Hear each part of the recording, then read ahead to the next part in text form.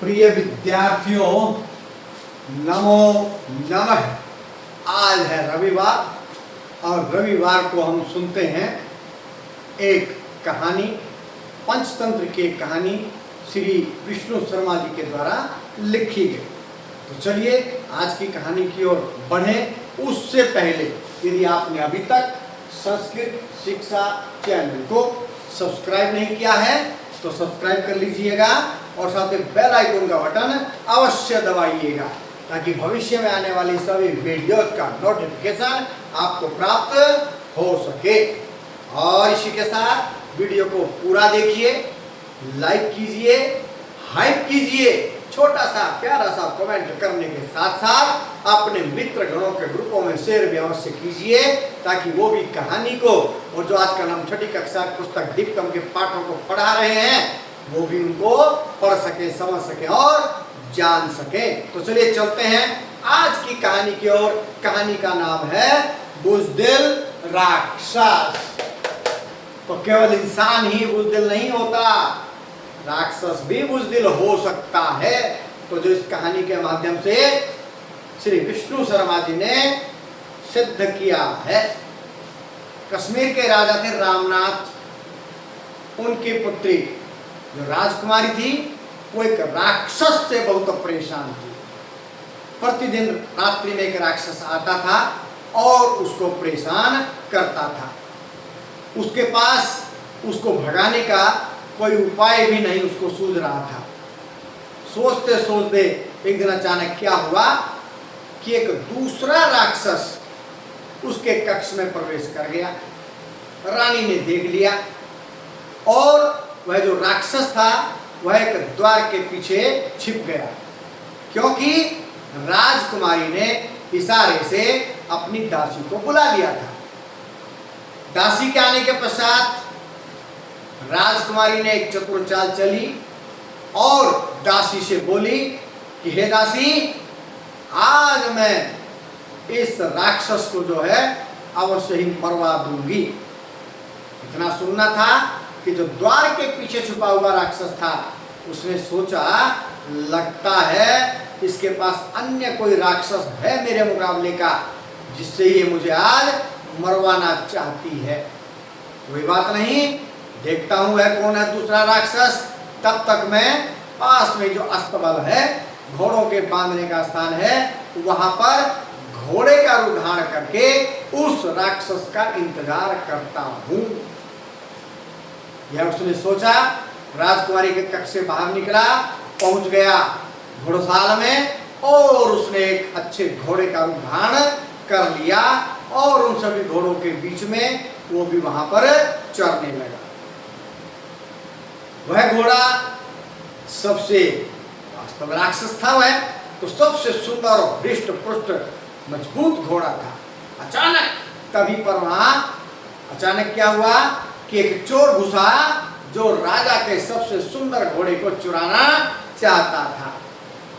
चोर सभी घोड़ों को देखते देखते अचानक पहुंच गया उसी राक्षस बने हुए घोड़े के पास। उसको दो चार थपक लगाई, उसको वह घोड़ा बहुत पसंद आया।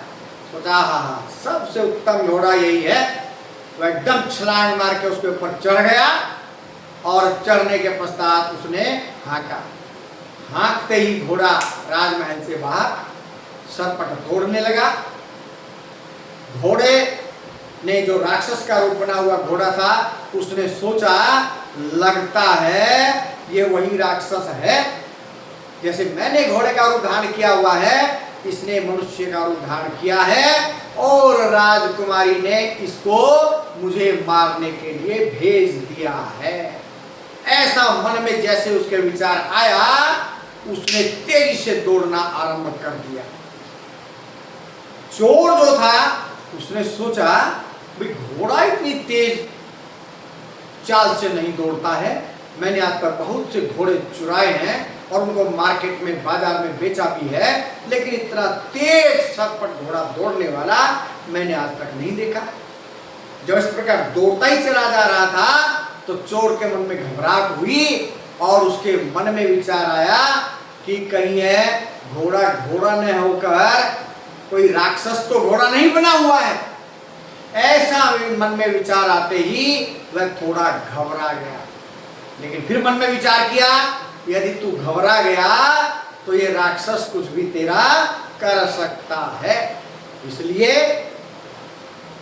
लगाम को उसने कक्ष के पकड़ा रखा और एकदम लगाम को उसने जोर से खींचा, और जैसे ही घोड़े की थोड़ी चाल मंद हुई तो अचानक एक पेड़ की जो टहनी लटक रही थी वो उस टहनी पर लटक करके वृक्ष के ऊपर चढ़ गया, और राक्षस रूपी घोड़ा दौड़ता हुआ बहुत दूर तक निकल गया, और जहां पर जाकर रुका वहां पर उसका उस राक्षस का एक मित्र रहता था, जो बंदर था।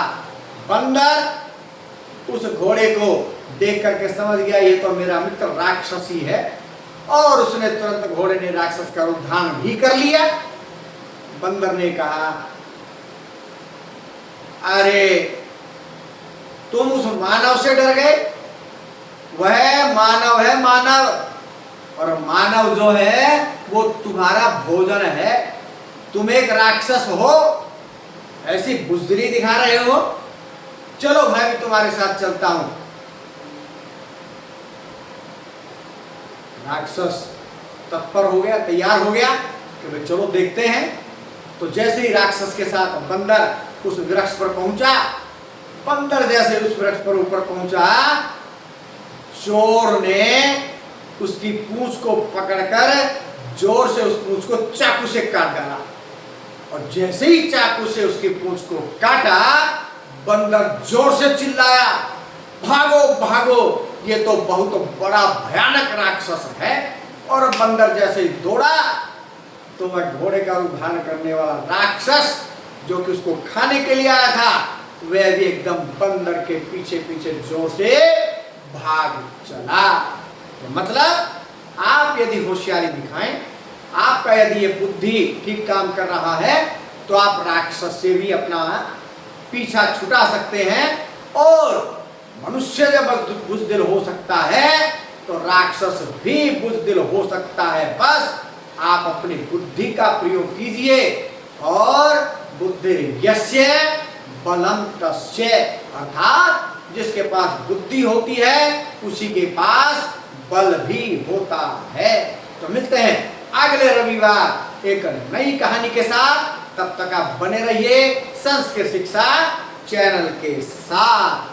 जयतु सुर भारती।